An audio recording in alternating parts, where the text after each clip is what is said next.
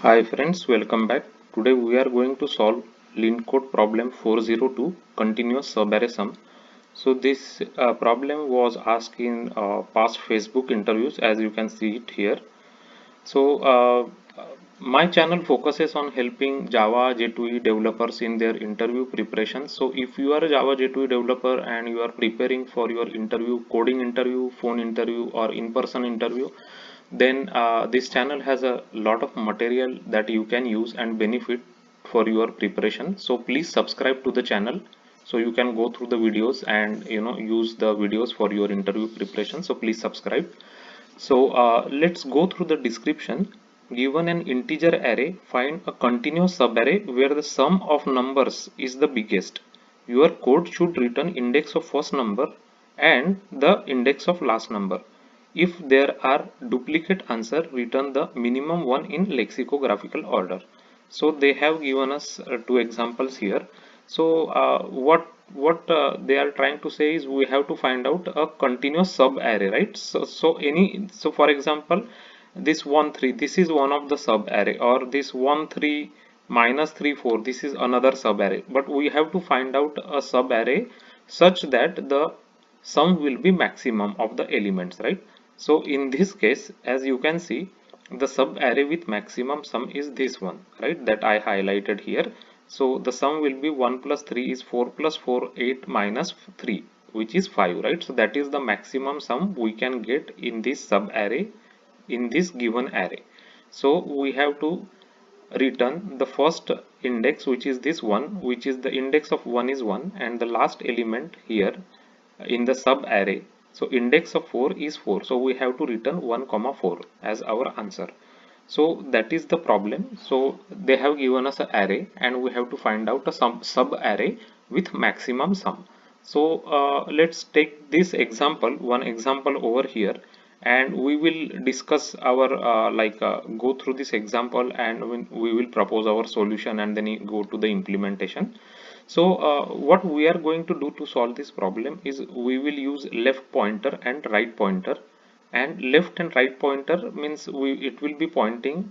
So this is our left pointer and right pointer, right? So both will be pointing to the same element, like first element in the beginning, right?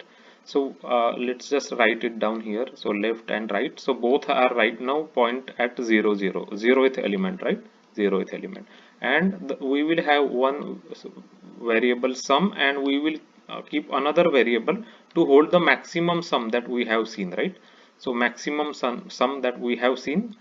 So in the beginning it is like, for first element the sum is minus 3. So whenever sum goes below 0, then we will just assign the sum as 0, right? So we will just assign the sum as 0, and in that case we will move left pointer ahead of 1, ahead 1, right? So now because the sum is going negative, we will move our left pointer here. So now left is go at this position, and now our right pointer we will continue, right? Right also now will move, so right comes again at position here 1. So our sum is 1 right now. Left is pointing at 1, first element 1 in the index in the array, and r is also 1.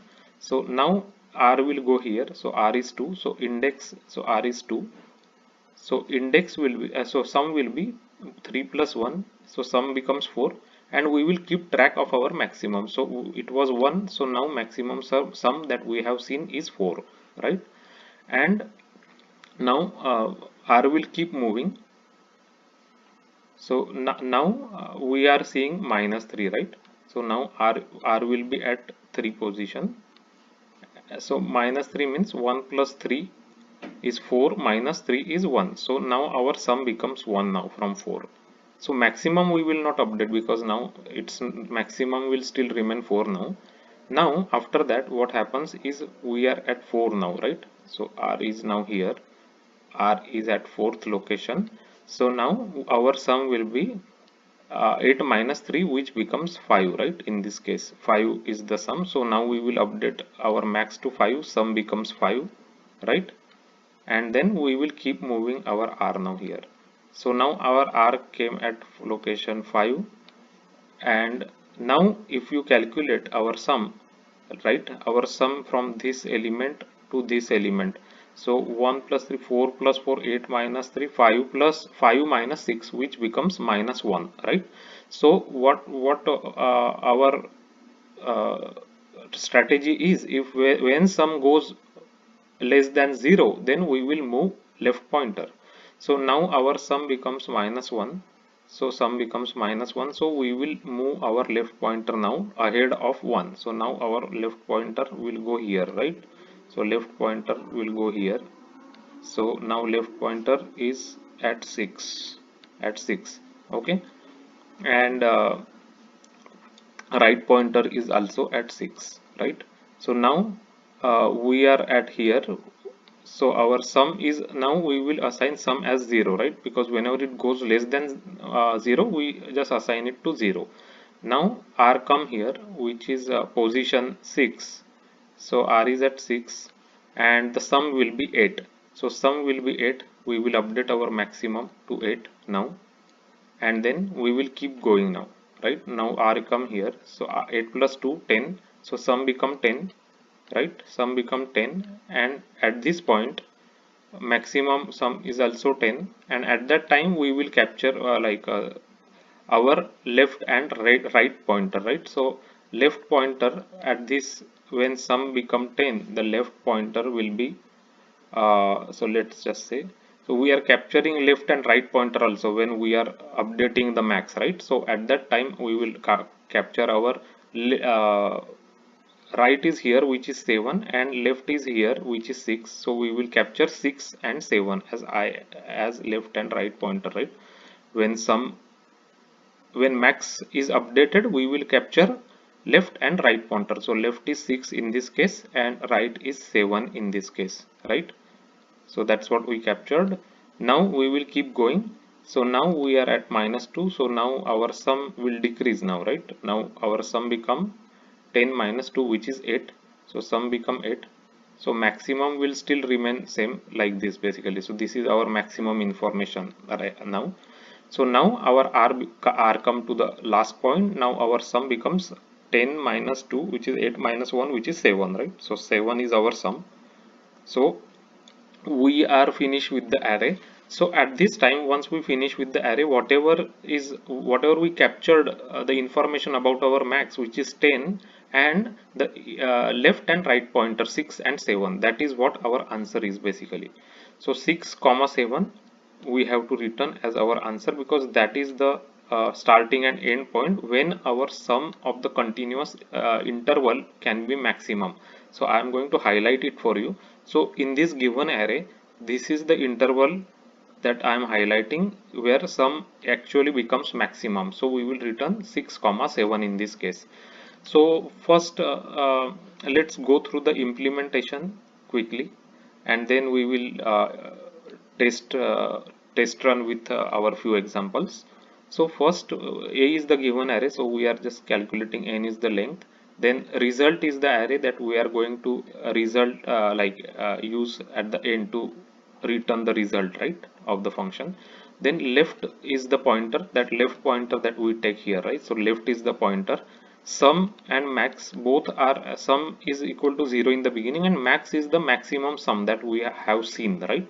So we are just using these variables, and we are going to iterate through the array now here, right? So from 0 to n minus 1, means less than n means n minus 1. So in the beginning sum starts with 0 and we keep adding into the sum, right? The a of I, for example, a of I is minus 3 here, so sum will become minus 3.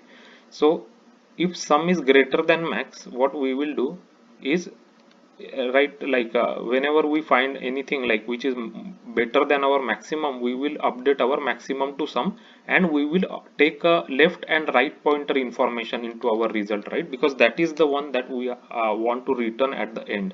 So we will update the maximum and we will update our result left and right pointer here whenever our sum becomes more than the maximum, correct? So that's what I explained you here in this example. So for example here, right, whenever our sum become 10, which is more than 8, then we will update our left and right pointer. And if sum goes less than 0, we will just reassign the sum to 0, and we will move our left to the next position, right? I plus 1 position, basically, as I showed you here, right? This whenever sum becomes less than 0, for example here, right, I am highlighting here sum became less than 0, so we move left. Here also some at this point sum become less than 0, we moved the left here to 8. So that is what we are doing here. So we are going to be iterating into the for loop for all the elements in the given array A. So basically, as you can see, the time complexity here for this solution, because of that, is order of n, right? We are iterating through all the n elements in the given array in this for loop, right? And then I just print a max here, and actually we are taking result 0 and 1, and we are converting that array into list, right? Because they want us to return list of integer here, so we have just converted that into a list. So time complexity we already talked about, it is order of n. Space complexity here will be order of 1, right? Because we are just using couple of constants here, and we are not using any kind of a special like data structures or anything, right? So the space complexity for this solution remains O1. So this is the solution. So let us take some examples. So first we will just take the this one, that the same example that we were talking, right? So 6 comma 7 is the highest sum, a 10 here for the continuous sub array. So let us see, execute this and make sure we get the 6 comma 7. So maximum sum is 10, which is correct, and output is 6 comma 7, right? Because that is what our position is here, 6 comma 7. 8 and 2 is 6 7. So also we can test on this given example once before we can submit it. So so this is the given example. Now 1 comma 4 should come. So maximum is 5, as we can see here, right? So if I highlight it here, this one, then maximum will be 5 here. 4 plus 1, 5 plus 3, 8 minus 3 is equal to 5. And then the interval is starting from 1 to 4, basically, right? This one is the 1 to 4. So let's just go ahead and we'll just submit this. So our solution got accepted, and it is 82.4% faster than the other submissions, which is pretty good. So this is the way you can solve continuous subarray sum problem, which was asked by Facebook in their past interviews. So let's just do a quick summary of what we did in our solution. So we just used a left pointer, and we created sum and max variable, and we will be just like moving the right pointer and calculating the sum, right? If the sum becomes more than maximum, we are going to update our maximum and capture the left and right pointer in our result, right? If sum becomes less than 0, we are reassigning the sum as 0, and we are going to move our left to the next position where the sum is becoming less than 0. So that is the approach we took actually to solve this problem. And the time complexity, as you can see, we are iterating through the array once, so this is just on. And then space complexity is O1, because we are not using any, we are just simply using some variables, no special data structures or anything here. So the space complexity remains O1 for this one. So this is how you can solve continuous subarray sum problem.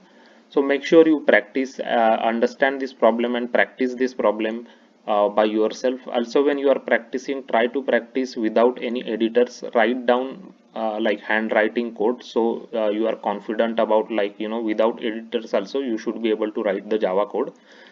Because that will be helpful to you if you are going for any onboarding, whiteboarding sessions, where they will just give you a problem and you have to write the solution on a on a whiteboard.